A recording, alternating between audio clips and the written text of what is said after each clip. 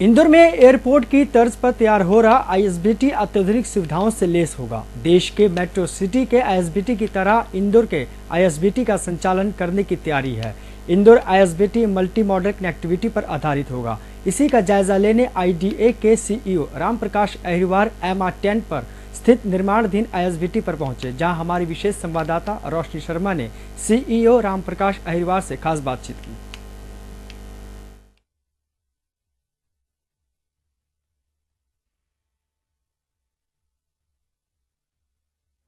इंदौर की हम बात करें तो इंदौर नित नए कीर्तिमान रचता हुआ नज़र आता है और एक बार फिर इंदौर पूरे मध्य प्रदेश का पूरे देश में नाम रोशन करने जा रहा है। हम आप बात कर रहे हैं आईएसबीटी बस स्टॉप की। इस वक्त हम मौजूद हैं आईएसबीटी बस स्टॉप पर, जहां पर आईडीए सीईओ यहां पर मौजूद है, निरीक्षण करने पहुंचे हैं अपने पूरे अधिकारियों के साथ। हम जानेंगे कि इसका क्या कुछ फ़ायदा जनता को मिलने वाला है।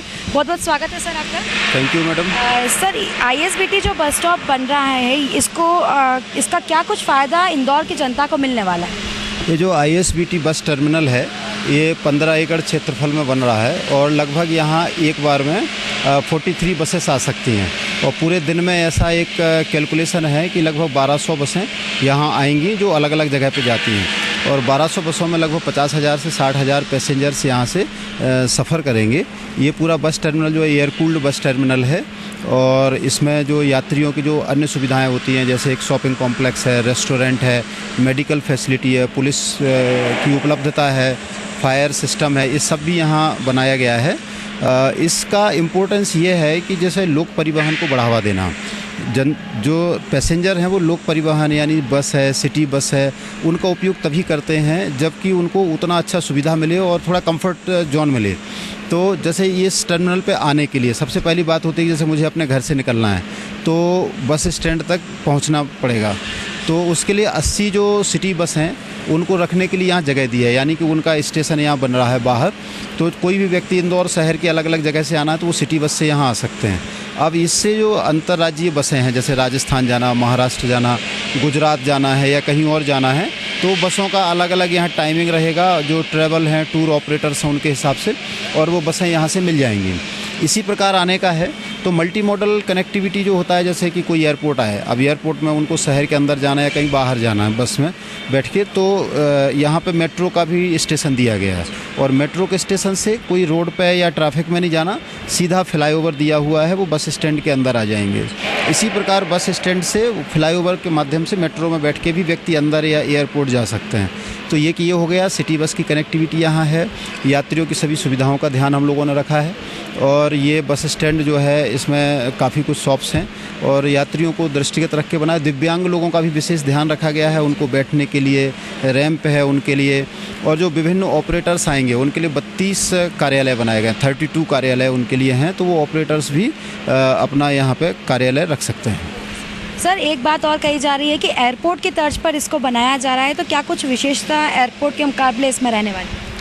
एयरपोर्ट मतलब ये है कि जैसे यात्रियों को सुविधाजनक बनाना, तो जैसे आप देख रहे हैं कि ये पूरा ट्रस पे हम लोगों ने बनाया है, 13 मीटर की इसकी हाइट है और इसको पूरा एयर कूल्ड बनाया गया है, उनको सिट आउट्स रखे हैं।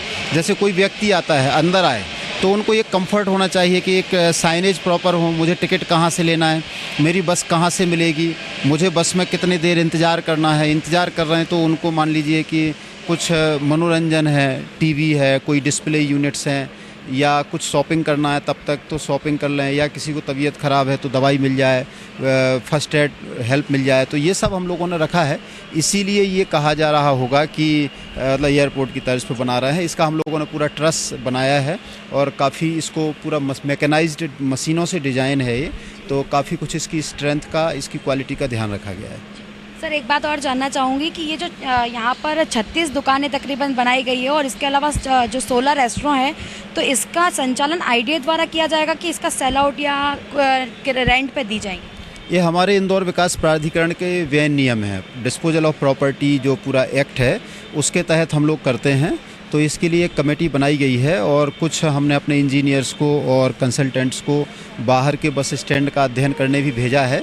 तो जो भी एक रिपोर्ट बन के तैयार होगी, और इसमें कई मॉडल हो सकते हैं, लीज आउट भी कर सकते हैं, खुद भी हम इनको बेच सकते हैं, तो जो भी एक मॉडल फाइनल होगा हम लोग बहुत जल्दी उसको करेंगे, क्योंकि जैसे ही हम इसका संचालन करेंगे या चालू करना है उसके पहले ये सब चीज़ें तैयार हो जाना चाहिए। अगर किसी भी माध्यम से चलाना है तो इनको सिक्योरिटी, इनको खोलना, इनकी क्लीनिंग, जो मेल फीमेल के टॉयलेट हैं उनकी क्लीनिंग, ड्रिंकिंग वाटर फैसिलिटी, ये सब भी हमारी साथ में तैयार होना चाहिए।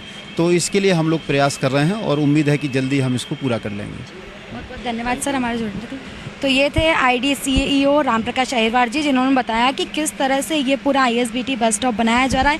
हम आपको दिखाना चाहेंगे यहाँ पर जो है दुकानें बनी गई है, यहाँ से लेकर बाहर तक तकरीबन 36 दुकानें यहाँ पर बनाई गई हैं। इसके अलावा हम आपको दिखाएंगे कि सामने की तरफ रेस्टोरेंट बनाए गए हैं, जो कि नीचे 12 रेस्टोरेंट हैं और ऊपर जो है 4 रेस्टोरेंट बनाए गए हैं, जिसका आवंटन जो भी नियम है उसके तहत यहाँ पर किया जाएगा, जिस तरह से सर ने जानकारी दी है। बाहर हम आपको दिखाना चाहेंगे कि बाहर किस तरह से बस स्टॉप और की सुविधा दी गई है। यहाँ पर तकरीबन अंदर एक समय पर 43 बसें खड़ी रह सकती है। इसके अलावा बाहर 40 बसों की पार्किंग की व्यवस्था की गई है। इसके बाहर अगर हम बात करें तो इसके बाहर भी जो पैसेंजर्स हैं, जो भी हैं सुविधा लेना चाहेंगे, जो भी यहाँ पर आते हैं उनके लिए पार्किंग व्यवस्था तकरीबन 1000 जो है पब्लिक ट्रांसपोर्ट के, जो 1000 पर्सनल व्हीकल यहाँ पर खड़े रह सकते हैं। तो ये था पूरा IDA के जो ISBT IDA द्वारा बस स्टॉप बनाया जा रहा है, इसकी पूरी जानकारी हम आपको दी। मैं रोशनी शर्मा, कैमरामैन जय सिंह के साथ साधना न्यूज़ इंदौर।